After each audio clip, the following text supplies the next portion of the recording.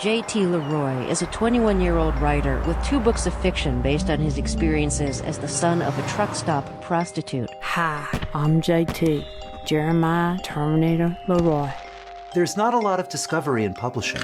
William Burroughs, Genet, Allen Ginsberg. To hear a new voice was exciting.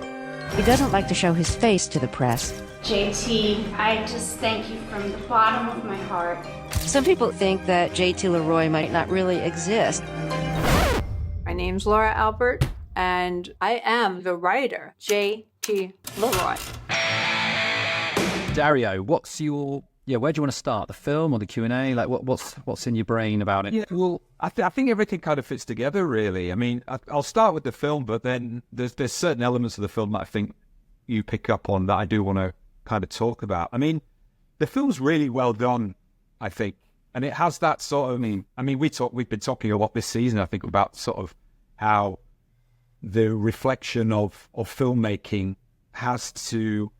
Well, the best type of filmmaking about a subject embeds something of the aesthetic sensibility of that subject in it.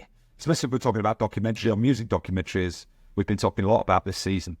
So I really like the collage effect and the graphics, and that's it. It kind of combined a sort of punk rawness, which fit in with the home movie element of it, and also the cassette taping, which we'll definitely come back to.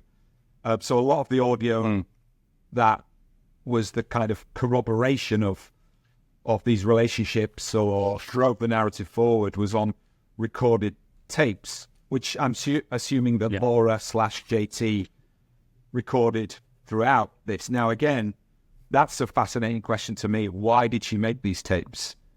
You know, because it suggests a quite high degree of calculation that perhaps I don't think particularly Colin acknowledges. And again, you know, I'm not having a go at him at all about this, but it's interesting to hear his take on it being involved, which would be different from somebody looking completely from the outside. It's hard to have that objective, you know, look at something, you know, isn't it? When you're involved with it. So there's no, you know, I don't think that, I'm not calling this a problem at all, but it's interesting to sort of try and make those, or me and you to ruminate on those questions maybe a little bit more. So I felt like a misfit.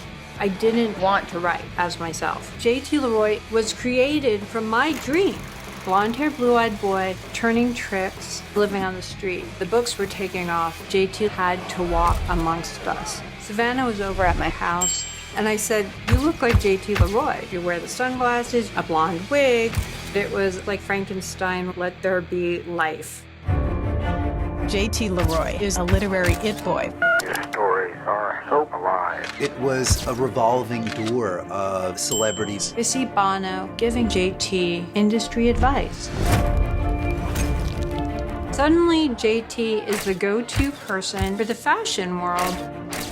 I showed just enough to make them interested. The media was tugging pretty hard at the curtain. It turns out he may not be a he and may not even exist. People are calling me. I don't know if this thing is bad or not. What the heck is going on? Hey, I really need to talk to you. I didn't know how to shut it down. There's a helicopter around me. You feel like Goodfellas. It feels like the whole world is watching. We're not filming that, right? Suddenly, I got a call. This is Warren St. John from the New York Times. He says, "I'm gonna get you." He knows everything. There is a huge tornado that's about to hit. All the headlines are saying, the biggest literary hoax of our time.